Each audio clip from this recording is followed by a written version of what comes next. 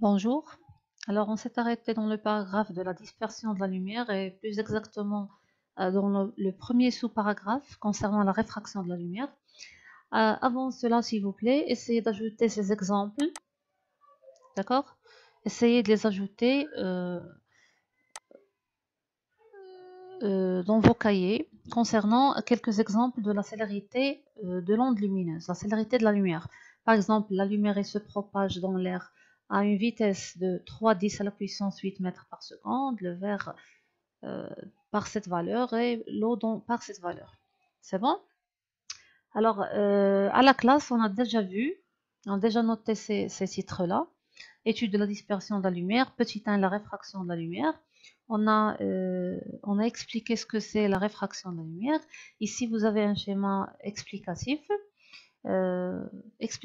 surtout de la première loi de Snell-Descartes, qui dit que le rayon incident, réfracté et la normale au dioptre, qui est ici en pointillé, ils sont tous les trois contenus dans le même plan qu'on appelle plan d'incidence. C'est-à-dire, comme on a dit, notre rayon ne va pas réfracter au-delà de ce plan, ni de cette part, ni de l'autre part. Dans cette représentation, ils ont considéré le rayon incident, il est incident depuis l'eau. C'est comme si on imagine s'il y a de l'éclairage sous une piscine, et parmi les rayons lumineux, on a un qui est incident en ce point qu'on note I, et qui va être réfracté dans l'air. Alors si vous voulez, lorsque vous prenez ce schéma sur vos cahiers, essayez d'inverser ces deux rayons et de mettre que celui-là c'est l'incident et que le deuxième il est réfracté dans l'eau. C'est bon? La deuxième loi de Snell-Descartes était N1 sinus I. Alors ici, je n'ai pas conservé I1 et I2. Seulement pour simplification, j'ai réservé à I tout ce qui concerne l'incidence et à R tout ce qui concerne la réfraction. Et par la suite, la deuxième loi de Snell-Descartes, il dit que l'angle d'incidence et de réfraction, ils sont reliés par N1 sinus I égale N2 sinus R. C'est bon. Alors, cette deuxième loi de Descartes, on peut là-dessus distinguer deux cas. Alors, deux cas Malholm, deux cas en fonction de la réfringence du milieu. Réfringence, c'est la propriété du milieu qui est un indice N. Jasmin réfractionnis. La propriété de faire dévier la direction de la lumière. Dans le premier cas ici, on suppose que le N1 est supérieur de N2, c'est-à-dire que notre rayon qui traversait un milieu moins réfringent, il va être réfracté dans un milieu plus réfringent. Voilà la condition ici. C'est bon? Voilà. C'est ce qu'on a considéré. Alors, dans ce cas, pour que cette égalité-là soit vérifiée, si N1 est inférieur à N2, dans ce cas, le I, l'incidence, l'angle d'incidence, il doit être supérieur à l'angle de réfraction. Et on a dit d'ailleurs, les angles, ils sont paramétrés ou bien repérés à partir d'une direction de référence, la voilà, qu'on appelle la normale au dioptre. C'est ce qui est en pointillé. C'est bon? Alors, N1 inférieur à N2, alors I va être supérieur à R. Et la voilà. Alors, si le rayon n'avait pas subi de réfraction, il aurait continué par ce chemin-là, mais puisqu'il a subi une réfraction, il va suivre le chemin ici en rouge, avec un angle bien sûr plus petit que celui d'incidence, comme vous voyez ici, la réfraction et l'incidence. C'est bon. Dans le deuxième cas, on a un rayon qui va quoi? Alors, qui va traverser un dioptre, mais qui sépare entre un milieu. Alors, lui, il vient d'un milieu plus réfringent. Regardez ici la supériorité. Il vient d'un milieu plus réfringent vers un milieu moins réfringent. Alors, N1, on revient à cette égalité. N1, il est supérieur à N2. Du coup, I, il va être plus grand que R, ce qu'on a, pardon, le I va être inférieur à R, ce qui est illustré ici. Alors voilà, là, toujours ce qui est en bleu ici, c'est la direction du rayon si jamais il n'avait pas de réfraction, mais puisqu'il y a réfraction, elle va être réfractée par un angle R qui est supérieur à cet angle I. Et n'oubliez toujours pas qu'on repère les angles à partir de cette direction de référence qui est la normale au dioptre. Dans vos cahiers, concernant quelques exemples de la célérité de l'onde lumineuse, la célérité de la lumière. Par exemple, la lumière se propage dans l'air à une vitesse de 3,10 à la puissance 8 mètres par seconde, le verre par cette valeur et l'eau par cette valeur. C'est bon? Alors, à la classe, on a déjà vu, on a déjà noté ces titres-là.